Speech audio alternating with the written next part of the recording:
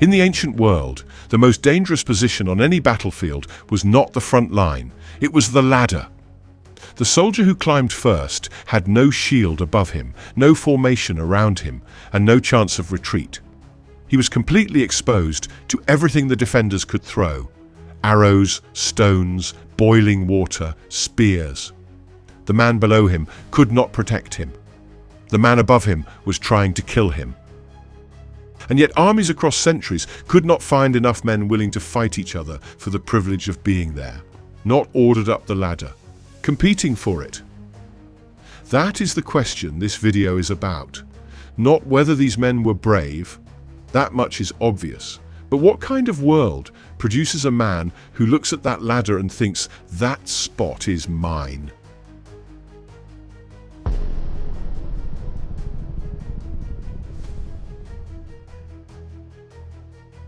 Rome had a formal answer.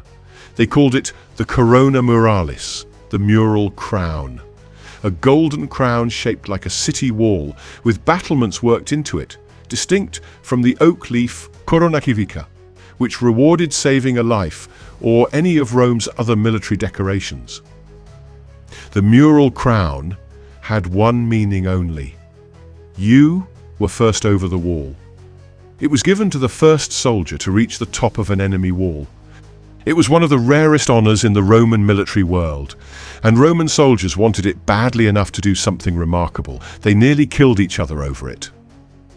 After the siege of New Carthage in 209 BC, two men came forward claiming the same honor: a centurion named Quintus Trepelius and a marine named Sextus Digitus. Both insisted they had reached the wall first. The argument spread through the army, legionaries against marines, and nearly turned into a full brawl among men who had just won a battle together. The general Scipio had to step in personally and declare them both winners.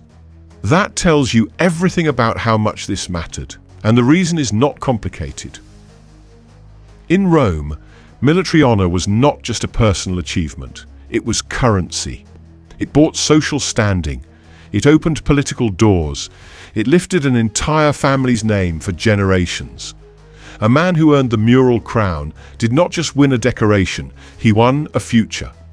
So the risk made sense. Climb first. Risk everything. Win everything. It is a clean explanation, almost logical. Except it does not explain Alexander.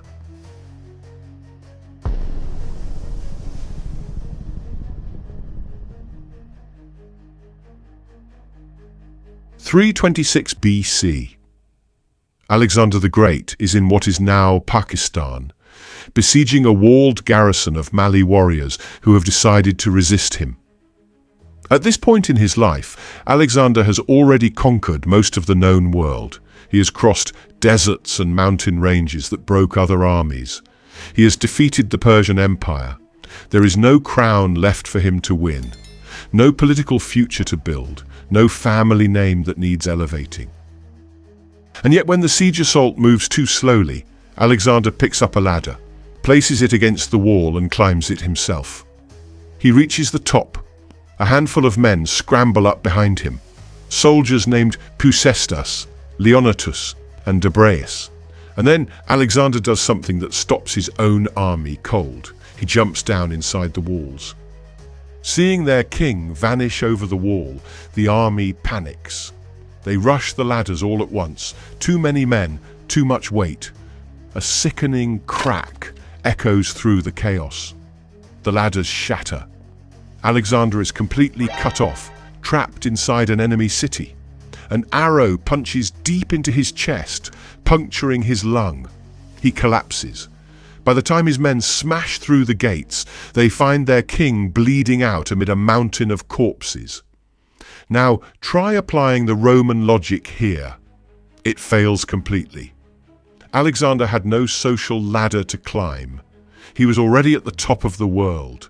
By every metric of risk and reward, he should have been the furthest man from that wall. Something else was driving him. Something a golden crown could reward, but could never create.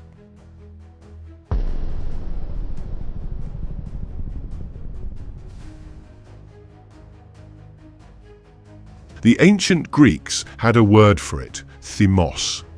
Think of it simply as this: the part of a person that cannot bear to be found lacking. Not by other people, by themselves.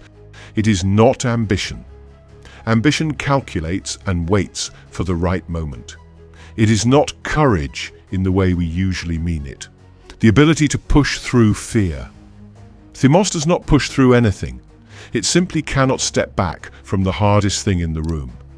The idea of stepping back does not register as an option. Arrian, the ancient writer who documented Alexander's campaigns most closely, tells us what Alexander was actually thinking at that wall. He had looked at the situation and reasoned, in his own way, that standing on the parapet just left him exposed without achieving anything worth remembering. Jumping down might break the defenders completely, and if he died, he would die with deeds worth remembering behind him. That is not a calculation. That is a man telling you, in plain terms, what kind of life he considers worth living.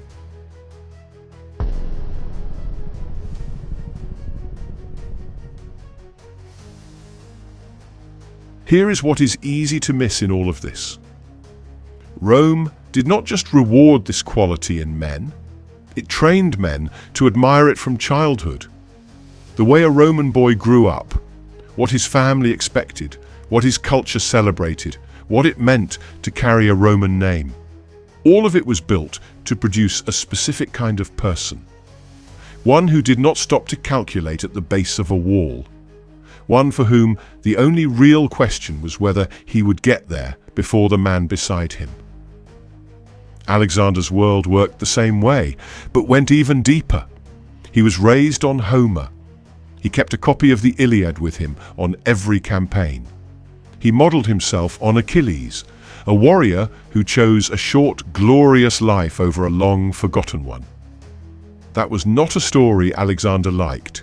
It was the framework through which he understood what a life was for. These were not civilizations that accidentally produced men who competed to climb the most dangerous position on the battlefield. They built them that way on purpose. The Corona Muralis explains a great deal.